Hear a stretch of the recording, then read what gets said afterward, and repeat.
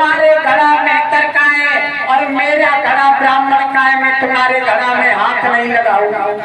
अगर मैंने तुम्हारा घड़ा उठवाया तो मेरा धर्म नष्ट हो जाएगा महाराज। लेकिन ये देखती बताए दे रही हूँ कि घड़ा तुम्हारे बड़े आराम से उठ जाएगा। और क्या बताया, कल के एक काम करियो परीक्षा जी, ध्यान रखना मेरे भैया, तेरे चल हंसी जाओ, अरे घड़ा त्यारो से जई उठी जाई।